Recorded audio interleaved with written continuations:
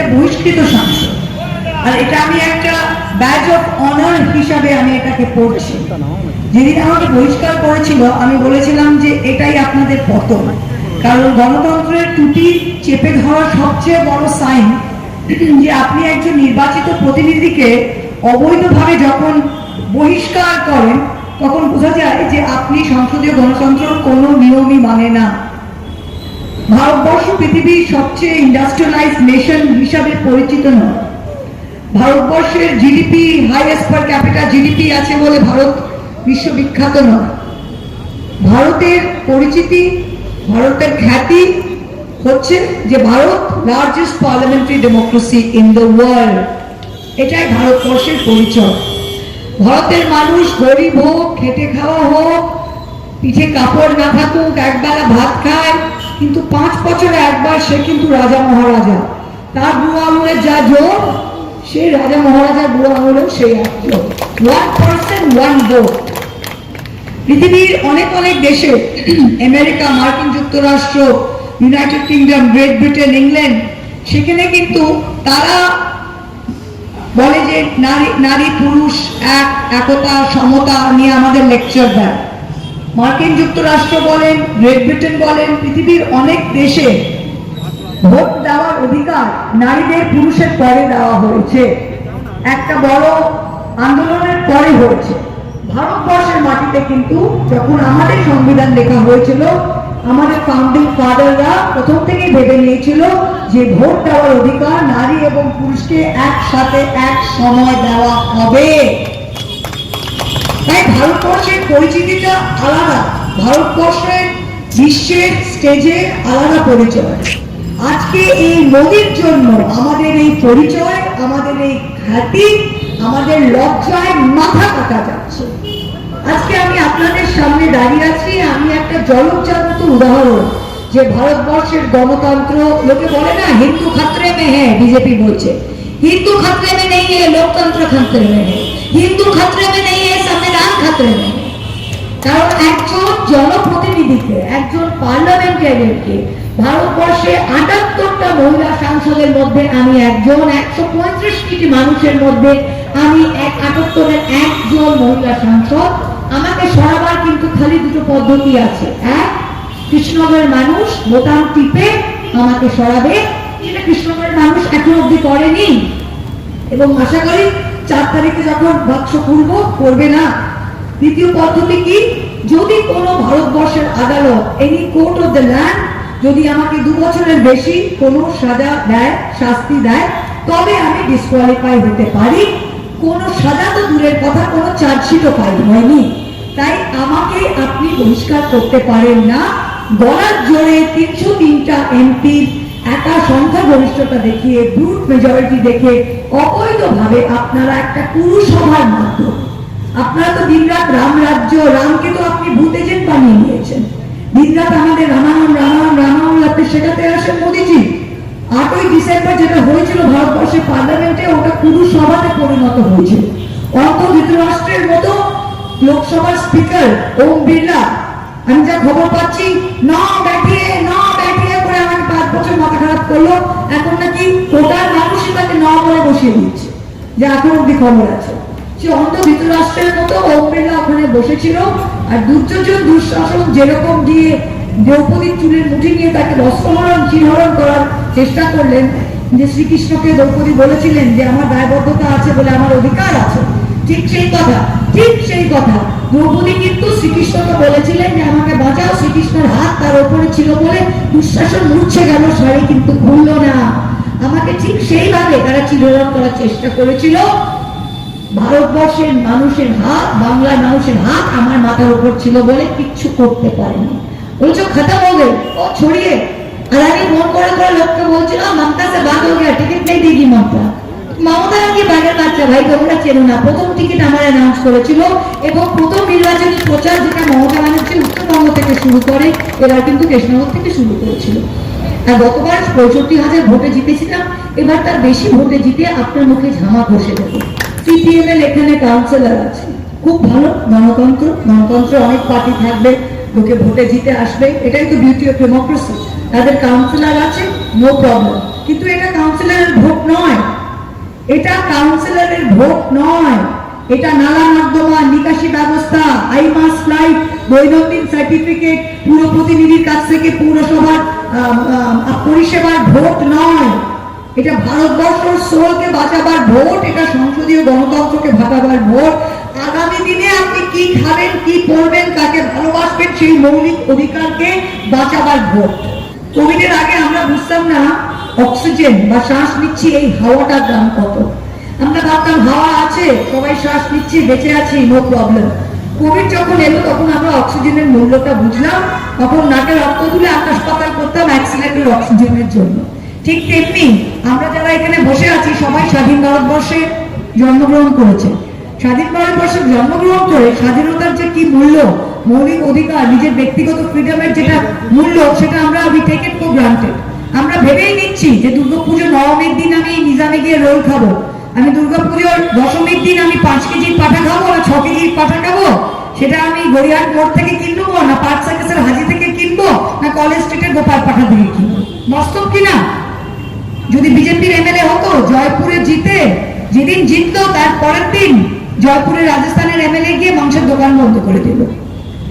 আজকে বলছে মোদির নামে ভোট হচ্ছে, 42টা সিটে যদি মোদি ক্যান্ডিডেট, মোদির নামে যদি ভোট হয়, 42টা সিটে যদি মোদি ক্যান্ডিডেট, তাহলে আমি আপনাদের আজকের দিনে বলে যাচ্ছি মোদির মতো অযোগ্য অপদার্থ মিথ্যাবাদী প্রধানমন্ত্রী জীবনে ভারতবর্ষে দেখেনি। ও ভারতবর্ষের কলঙ্ক।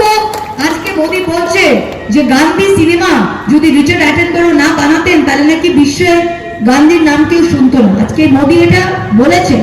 মোদিজি, আমি আপনাকে বলছি আগামী 10 বছর 20 বছরে আমাদের সন্তানরা, আগামী প্রজন্ম একটা সিনেমা দেখবে, পেকু নাম্বার 1, সেটা দেখে ওরা বুঝবে যে ভারতবর্ষের মোদি কে ছিল। আপনি বলছেন আপকে পার 400 পার, আমরা বলছি আপকে পার দক্ষিণে সাফ উত্তরে হাফ। যেটা হচ্ছে গত 2 সপ্তাহ ধরে, এটা পাগলের প্রলাপ ছাড়া আর কিছু নয়।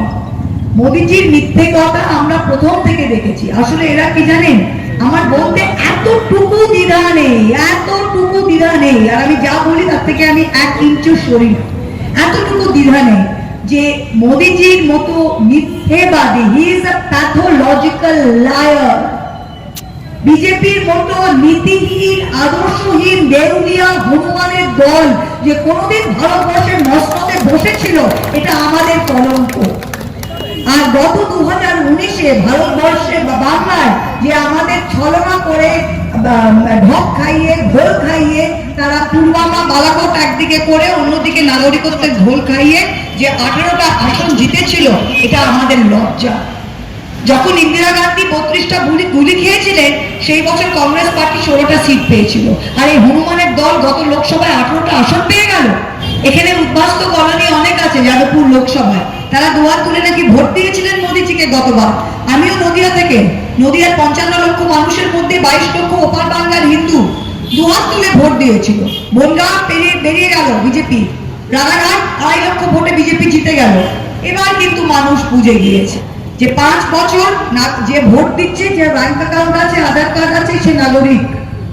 আজকে মতুয়াদের, নমশূদ্রদের, উদ্বাস্ত মানুষদের বলছেন আবেদন করো নাগরিকত্বের জন্য।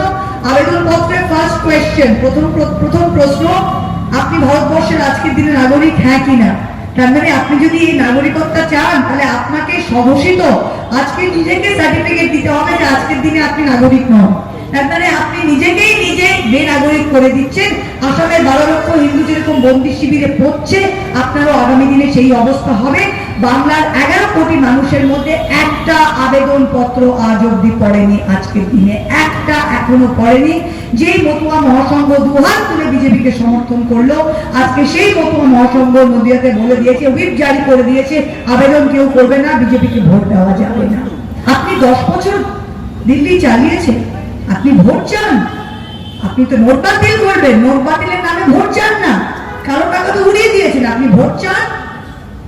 আপনি তো বলছেন পুলওয়ামা, বালাকোট, চীন এসে কিলোমিটারের পর কিলোমিটার আমাদের জমি দখল করে নিয়েছে, আপনি ডিফেন্সের নামে, দেশের সুরক্ষার নামে ভোট চান না? প্রবলেম কি? চান? নোট বাতিলের নামে চান? আপনি বলেছিলেন কৃষি আইন দেখলে ভারতবর্ষের মানে কৃষি সমাজ একেবারে জাগ্রত হয়ে যাবে, বাতিল করতে হলো আপনাকে, নিজেকে নিজে গিলতে হলো। কৃষি আইনের নামে আপনি ভোট চান না? আপনি ম ম ম করছেন, মুসলমান, মৌলভি, মাদ্রাসা, মাছলি, মাটন, মঙ্গলসূত্র, মুজরা। একটাই ম যেটা আজকে ভারতবর্ষের মানুষের জন্য প্রাসঙ্গিক, সেটা হচ্ছে মূল্য বৃদ্ধি, যাকে হিন্দিতে বলে মেহেঙ্গাই। সেখানে আপনি চুপ। এবার আমাদেরও ম আছে। আমাদের কি আছেন জানেন? ম, মহিলা। আর বাংলার প্রত্যেকটা মহিলা যে বিজেপির বাঁদরগুলো দৈনন্দিন দিন মজুরি 300 টাকা ভাড়া নিয়ে, 300 টাকা দিন মজুরি টাকা নিয়ে তারা যে ফ্ল্যাগ গুলো টাঙাচ্ছে, এদের আমি বলছি তোমরা বাড়ি থেকে যে ভাতটা খেয়ে আসছো সেই চালটা মমতা ব্যানার্জির দেওয়া। কারণ মোদী সরকার বাংলায় কোভিডের পর চাল দেয় না। যেই মা রান্না করে তোমাকে খাওয়াচ্ছে সকালবেলা, সেই মাও কিন্তু লক্ষ্মীর ভান্ডারের হয় 1000 নয় 1200 টাকা নেয়। তো আমি জিপ থেকে বলি, মা লক্ষ্মীর ভান্ডার পাচ্ছেন তো?